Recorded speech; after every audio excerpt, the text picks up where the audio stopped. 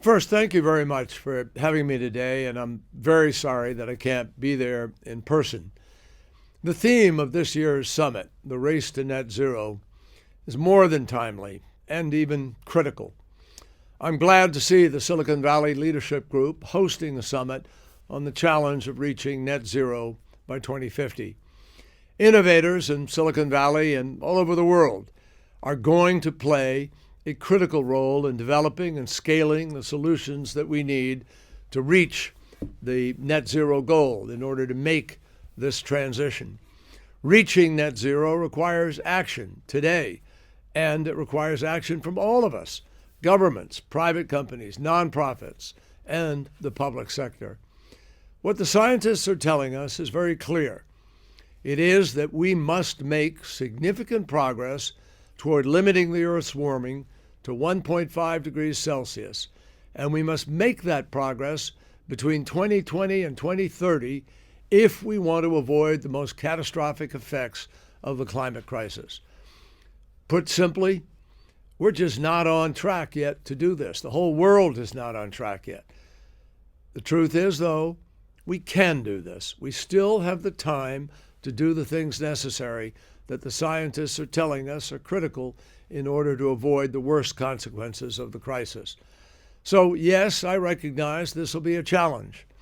That's precisely why President Biden hosted the Leaders Summit on Climate earlier this year, in order to gather the leaders of the world's largest economies to figure out how, together, we are going to solve this crisis.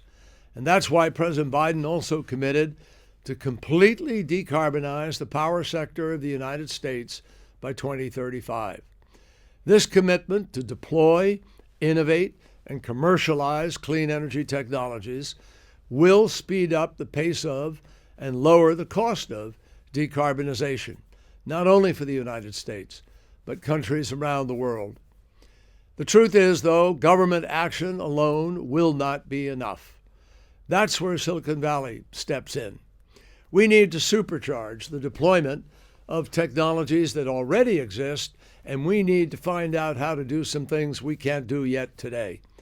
To give you a sense of how much faster we need to deploy these technologies, the International Energy Agency released a report a few weeks ago, which states that in order to get to net zero by 2050, we need to build the equivalent of the world's biggest solar farm every single day for the next 10 years.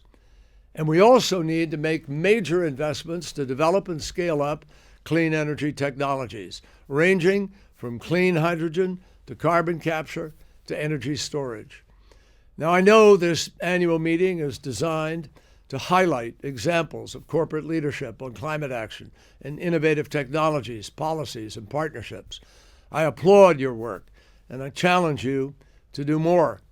What every company in this room should be thinking about is how your unique expertise, your assets, your business model can best support systemic solutions to the crisis.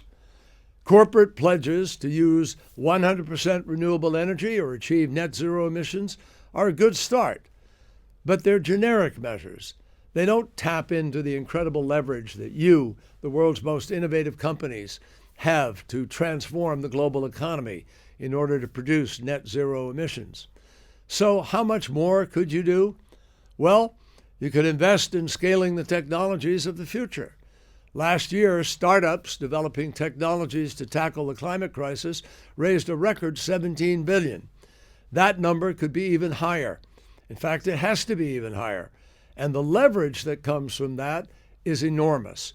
By investing in future technologies such as direct air capture, sustainable aviation fuels, or energy storage, we can drive trillions of dollars of investments in deploying a new generation of cheaper, superior technologies. You can use your core expertise to drive systemic change. For example, many Silicon Valley companies are well positioned to bring their deep expertise in artificial intelligence to help design future smart grids, to forecast renewable energy production, to speed the clean energy transition through digitalization. You can do more than just buying offsets on your power supply and take the next step towards truly demanding net zero energy systems. Google is setting an example with its 24/7 carbon-free electricity campaign to power its data centers with truly zero carbon power around the clock. That helps to create a demand signal for reliable zero carbon resources to back up renewables. You can create other demand signals for the clean technologies we need. For example, you can create and join buyers' alliances to create early markets for zero carbon steel produced using hydrogen, or goods shipped on zero carbon vessels or airplanes, or zero carbon building materials. By creating the demand signal for products that don't yet exist in commercial markets, companies can induce innovations to scale up emerging technologies and bring them to market. The net zero transition is not a hardship, it's an opportunity. This will be the greatest market transformation since the Industrial Revolution. Clean energy technologies represent multi-trillion-dollar global market opportunities. American clean energy companies are at the forefront of clean energy innovation. Critically, American leadership on developing, deploying, and driving down the cost of these technologies will help our foreign partners commit to increasingly more ambitious and achievable targets. By investing in clean energy technology innovation and deployment, American companies can help us meet our climate targets at home and speed net zero transitions abroad.